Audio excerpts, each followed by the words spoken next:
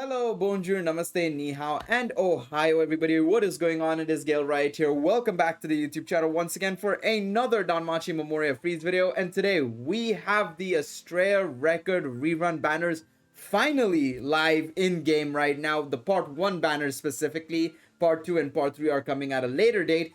But we have the part 1 banners nonetheless, and we have some buffs to go over. In this video, I'm going to be going over the units. We're going to be seeing whether or not they've been given enough buffs. Whether you as a player, maybe you're new to the game and you have never, summoned for these Astrea record units. Should you guys go for these units? Maybe save for the future. And if you're a veteran player and you might be missing some copies, should you go for these units nonetheless? I'm going to be going over those things and letting you guys know what's the best solution for you guys. Now, of course, if you guys going to enjoy this video, please be sure to leave a like, subscribe to the channel. Nearly 70% of you guys are not subscribed. Hitting that subscribe button would be amazing, and we're so close to 1,000 subscribers. And leave a comment down below. Let me know which banners did you guys end up summoning on, what units did you guys end up pulling. Let me know down below in the comments. Now, like I said, we only have the part 1 banners live right now. So we have the Elise, the Finn Assist, the Reveria Record Buster Adventure. Then we have the Astrea, who's still a very prominent unit.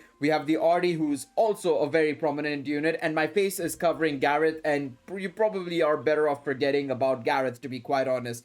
And we have buffs for these characters. Now, the first thing I'm going to mention is that we actually don't know what the buffs will be for part 2 and part 3. So I can't really sit here and say you should wait for part 2 and part 3 because they're better units, because we don't know if they're going to be better units, in all honesty. Some of these units will actually synergize extremely well with some of the part 2 units and part 3 units. In actuality, I should specify, this Elise will synergize extremely well with the Kaguya in part 2 and potentially the Elise in part 3, the fire magic Elise in part 3. So obviously we have to kind of wait and see. But the thing is, at the same time, these banners will only be live until the new banners come out. So the moment the new banners come out, these banners kind of go away. So you have to kind of micromanage it. I think you will have a couple of hours in between, the banners going away and the new banners being out. So there is that. But let's say you want to summon for part 3. The part 1 banners will be long gone by then. So that's something to consider as well, right?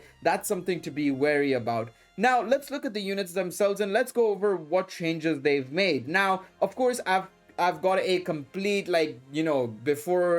before buff and after buff video from a couple of days ago when I went over the news update and everything from the JP live stream. There is that difference. You can check in the news as well. If you go over to if I'm not mistaken, if I go to the news section and if I go over to update, if I'm not mistaken, yeah, you can actually see the balance adjustments in game here. So I think we'll use this as a way to see all 6 units and go over the balance updates and let you guys know whether or not they've actually gotten some decent buffs. So Reveria, first and foremost, her stats have gotten a little bit of a boost. Specifically, her magic, agility, and dexterity have gotten a bit of a boost, which is more or less what you want to see in this Reveria because she's a record buster unit, right? You want to see those go up quite a little bit. It's not a huge amount, but it's a decent amount to consider, as a solid buff, I would say. Then we look at her special arts. Her special arts has gone up in damage for sure because it's getting 10% extra damage per self water attack damage buff skill, so an extra 20% damage off her special arts. So that's the big difference between the before adjustment and after adjustment. She also gets ultra critical rate, which makes it much more common to be able to get those critical attacks off, which is very, very important in Record Buster, right? So overall, that's a very significant change already, because in my personal opinion, this Reveria was an already extremely solid unit. Once you go down below and you see her skills, she is a phenomenal unit. So in my personal opinion, this change is decent enough. I would have preferred obviously her going up to like 90% or 100%, but I get kind of why they decided to kind of go a little bit shorter, because she would have been a bit too strong at that point. In all honesty, she would have been ridiculously powerful if she had gone any further than that. Then we look at her first buff, and she already had a very good buff, by the way. She had a 100% SA gauge charge gain and water attack damage for 4 turns off her first skill, which was already very strong. All they needed to do, in my personal opinion, was give the additional actions a higher modifier, which they did give it. They've changed it from low to mid, which is great. But they also should have probably added a little bit more in terms of maybe like the additional actions had penetration rate or higher penetration rate or critical rate, in my personal opinion. That would have been probably the only thing I would have changed. The second skill doesn't get a huge boost here. In all honesty, I think the only thing they should have probably changed here, in my personal opinion, was change the 1 turn to 2 turns for the critical rate and penetration rate. But I think this is also fine. Getting the great magic boost and ultra critical rate is always handy. This is the skill you would use at the end of the sort of skill cycle, basically. Because when you're using Reveria, you use skill 1, skill 3, and then skill 2. And skill 3 has gotten a bit of a boost as well. They've updated the modifier from high to super, which is great. And then they've given her 15% extra magic and dexterity, which is going to make her even more of a powerhouse. She's getting 100% attack damage already, remember, water attack damage. And she's also getting 65% magic. She's going to be very, very strong, along with the additional actions, along with the critical rate penetration update. It's going to be really good. She's going to be really, really, really strong. So be on the lookout for her. I will be making a showcase for her in a couple of days' time.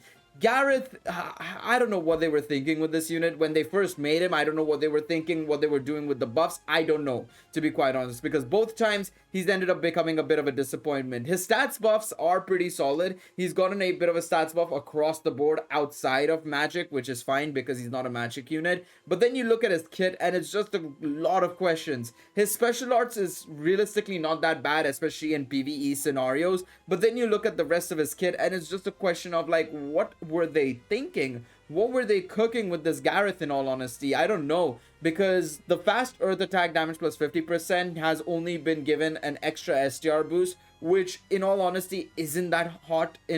I'll be very real and say that it isn't that good. And then on top of that, the additional actions removes P-res debuffs and null physical attack ×1 on allies, which, I mean, in this day and age with, you know, units like Supply Princess Eyes running about, Nocturnal Elf running about, Cassandra, you know, the Water Cassandra that we just got running about, I don't think this kind of fits, in all honesty. I'm not a really big fan of this, in all honesty. I think they could have done way better with that skill 1. That skill 1 isn't good enough. And then you look even further, the skill 2 is okay. Obviously, being able to remove the STR and magic debuffs, getting the Earth Res minus 40%, really decent. But he doesn't get any agility boost to himself, so of course you're obviously going to be lacking in that regards. His agility is quite a little bit, it's all right. I wouldn't say it's amazing, to be quite honest. So even if you do decide to go first with him, he's not got a fast modifier as well, so he's not going to go first. Therefore, he's not going to be able to remove the STR and magic debuffs first anyways, if your other units have a fast ability as well, right? So there's a lot of things here that I'm just questioning what they were thinking with this unit, and as a result, I don't know what's happening here, to be quite honest. And then we look at the third skill. It's a normal single target skill. I think, again, this is good for PvE stuff, but again, I wouldn't necessarily look too much into it, to be quite honest. It's not that great. So Gareth, in all honesty, is probably the weakest character of the bunch. In all honesty, I really don't like this Gareth, to be quite honest. Maybe some of you guys might like him. Maybe some of you guys will use him and see the usefulness of him, but in my personal opinion, I'm not a huge fan of him. I'll be very real and say that. Artie, on the other hand, is a very interesting unit. She's, of course, a balanced type, so you can see her stats are pretty balanced. But she got quite a little bit of an upgrade in terms of her stats. Quite a bit of a boost, you know. We've seen before in the previous 2 units we saw with Garrett and, Reveria, the stats boost was about 50 to 60. Here, it's probably like 90 to 150 across the board. You know, it's pretty solid buffs all over the place. Agility's gone up drastically.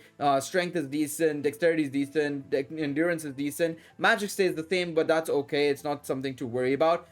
In terms of special arts, I'm not really gonna look too much into it because you don't use your special arts, not in PvE, not in PvP, so I'm gonna ignore that. It's got a decent buff nonetheless, you know, getting the additional stats boosts and stuff, but realistically it's not changed that much and you're not really going to focus too much on it. If they'd given her something a little bit more here, I would have probably said definitely something to consider, a huge change in terms of maybe she could be better for PvE. Maybe if that was 100% STR magic and dexterity, endurance and agility across the board, I think that would have been phenomenal for PvE. Honestly, it would have been amazing because not she wouldn't have been as good as, say, the new Haruhime, the nine-tailed manifestation Haruhime, who gives Astrea and magic 120%, but she would have been an amazing option for most players nonetheless, because she gives so much dexterity, endurance, agility, Astrea and magic. That would have been insane, honestly. That would have been an insane boost, but they decided to only give 50%, which in my personal opinion should have been more. Now, in terms of the rest of her kit, there's not that many changes, to be quite honest. The third skill barely changes, it's just gone down in MP. The main changes have come in her first and second skill, and even then it's not a huge change. So the first skill only gets a boost of 5% when it comes to the P-Res and M-Res. The HP regen stays the same, the fast avoids KO stays the same. You know, it would have been kind of fun, kind of cool if it was maybe like 2 times instead, and she would have been an insane unit otherwise. In all honesty, she would have probably been a little bit too broken at that point, but it would have been something a little bit more special, you know. But they decided to keep it at the ×1, and the P-Res and M-Res has gone up by 5% now. And in terms of energize, the M-Res and P-Res reduction skill on the enemies has increased by 5%, so it's gone from -30% to -35% on foes, which is solid. And for the -40% critical rate and penetration rate, it gets an extra debuff in the form of counter rate -40%. Again, this RD, I genuinely believe, while, you know, still a little bit older and not that much adjustments have been made with this RD, she's still going to be a phenomenal unit for a lot of players in war games. What she does here is, you know, so good. She can help a stall team out. She can help a damage dealing team out with the reduction in P-Res and M-Res. On top of that, you're reducing the opponent's critical rate, penetration rate, and counter rate, which means for the stall team, you're getting a lot of help there. So overall, this unit does a lot for the team. And in my personal opinion, I think a lot of players should try and see if they can get her at least maybe 1 copy, because a lot of players will actually get some massive usages out of her, to be quite honest. Honestly, I really think she's still very, very good. And I mean, you guys have seen my top 25 war game units video a week ago, I think it was. I made that video, or a week and a half ago. And you guys know she's still used in the top 25 list. Trust me when I say this, not a bad option, somebody to consider when you're summoning. And then of course we have Alize to wrap up the adventurer side of things, and I think this Alize is very strong, in all honesty. She's gotten a bit of a change to her kit, and it's a quite a significant change, because her design initially was completely different to what it is now, in my personal opinion. So the first thing they did was give her a stats boost to STR, dexterity, and agility, which makes sense, right?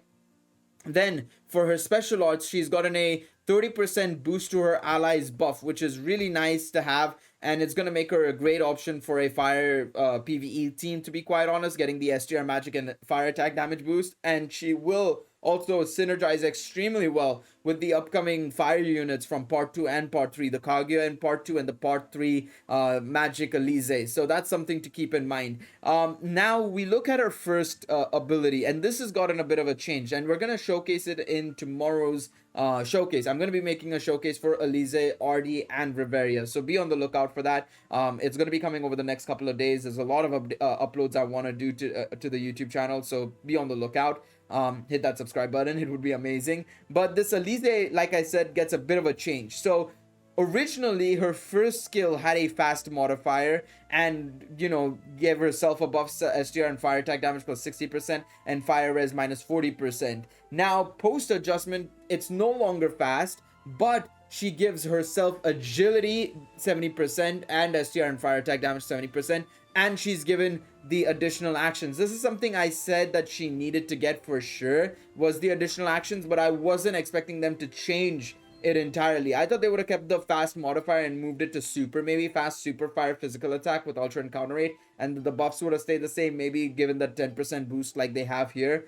And the fire res would have stayed the same, but I'm surprised they decided to change it so drastically, where it's gone from no longer being fast to just a normal attack. Now this can be good and bad. I know a lot of people were actually talking about the bed composition. Now some of you guys may not know, obviously the Sword of Roturia volume 8 bed that we got a couple of months ago, not even a couple of months ago, nearly a year ago I think it is now, he was actually operating extremely well with this Elise in the form of a sort of burst team where he would be able to deal an insane amount of damage, through his skills, basically through his AoE attack, allowing for players to deal a lot of damage in war games and be able to KO the entire field on sight. Now that's not going to be as possible because of the fact that this Elise is no longer going first through her new adjustment, through inflammation. So that's something to bear in mind.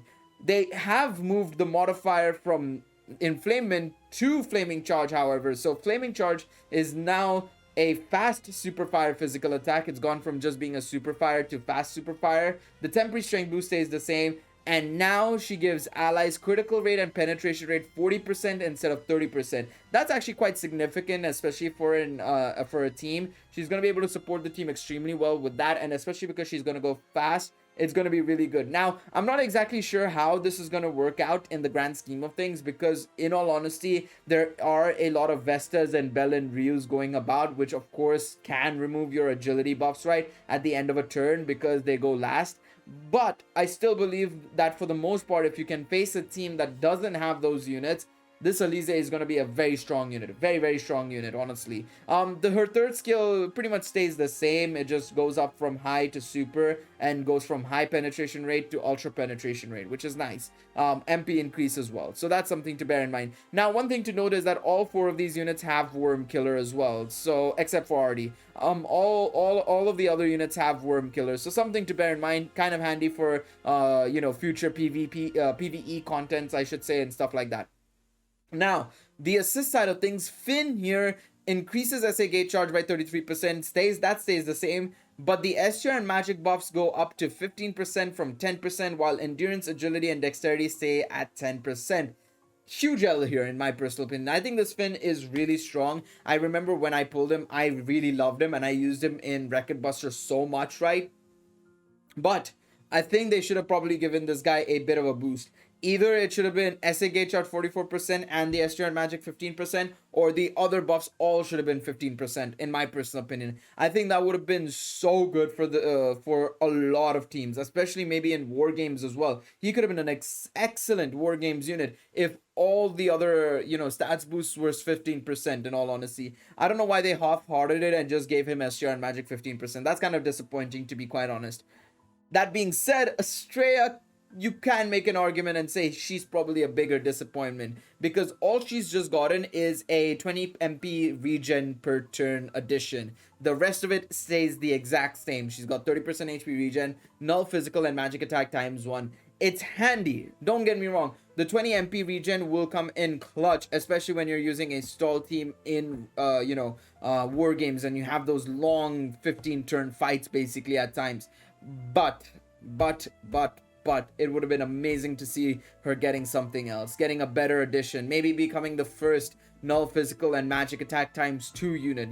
It would have been so good. But they've decided to only give us this, and I don't know. I feel like even the Elgato is saying no. I don't want to see this anymore. But no, on a real, I think this could have been so much better. But yeah, it is what it is. So what should you summon for? I've been too busy paying attention to the balance adjustments. What should you summon for when you're going for this banner? Now, funnily enough, actually, okay. So when I made the video a few days ago, actually, the Facebook of the Danmemo page actually kind of said this wrongly. They gave the pictures of the old gacha banners. They didn't use the rerun pictures. So I thought this was going to be the style it was going to be. This is how I perceived the banner to be. I thought it was going to be the 200 iris on the first, third, fifth, seventh, ninth steps, and then the guaranteeds are on the other alternate steps, and they'll cost full price. But the Facebook page showed the original banners where it was a normal 1, 4, 7, 10 step banner, and it was double rates as well. That is very interesting. Now, personally, in my personal opinion, while I do prefer the double rates of that, in all honesty, I think this is technically better because those double rates don't really mean much, to be quite honest. You'll end up pulling more, non-guaranteed 4 stars that are not featured than the actual 4 stars. So there is that. I do think this is a lot better on people's irises though. especially if you're a newer player. I think this is way better for a new player trying to get like Astrea, Artie, Alize, units for your CP leveling, right? If you especially didn't play the game when we got the remakes recently in November, December, and January, or I think it was October, November, and December actually. When we got those units, you may not have been playing then, so getting them now and being able to get them for effectively much cheaper is better. Now, for me personally, I would probably recommend this banner more than this banner in all honesty, and primarily it comes down to the fact that all three of these units are usable in some way, shape, or form. I think Reveria is a phenomenal record buster unit. If you especially don't have the light team, she can fit right well in and she'll be a great option. I left the gacha page there. Alize is a phenomenal PvE option, and Finn I think is generally a solid assist to have, in all honesty, especially because you might not have Ollie who gives MP regen and SA gate charge. You may need a unit that gives SA gate charge, and this Finn does a great job at it. On the other hand, this banner is pretty good as well. You all have Artie, you have Astrea, both of which are phenomenal units for war games and stuff. Primarily war games, I should say, not stuff. It's just war games. These two are primarily war games units.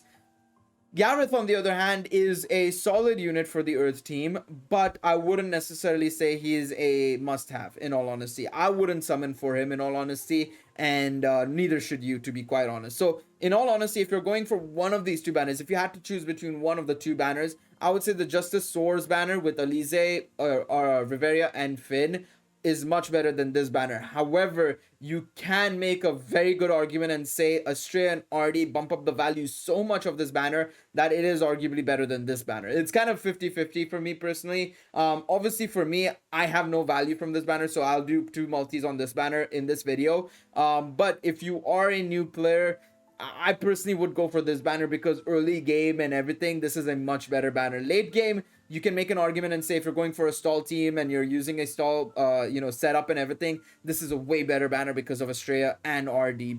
But that's something for you to consider. I don't know how your teams are looking like and stuff like that. So it's up to you guys at the end of the day. But I will say this: stall team, go for this banner. RD and Astrea are your targets here. If you're a new player, this is a better banner in my personal opinion, and it's a way better set.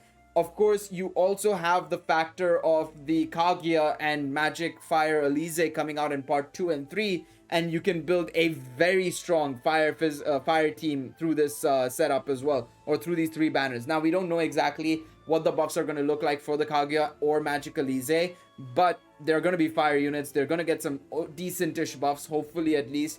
And I think you can make a good, strong fire physical team / magic team because you have the Magic Alize coming in with these three units, in all honesty. So that's something to bear in mind. Now, I'm going to do the two multis on this banner because, like I said, I've gotten everybody here MLB. I have Alize MLB, Finn is MLB, Reveria is MLB. This banner, Astrea and Gareth are the only things I don't have max limit broken. I have already MLB, so I don't really need more RDs. So we're going to see what we get here. I'm very curious to see what we have in store for us. This is new, I think. That's very cool. They're giving you the period in here as well to make sure you guys know that, oh, it's going to end at this time. If you don't have enough iris to summon for, the entire banner, don't summon, all right?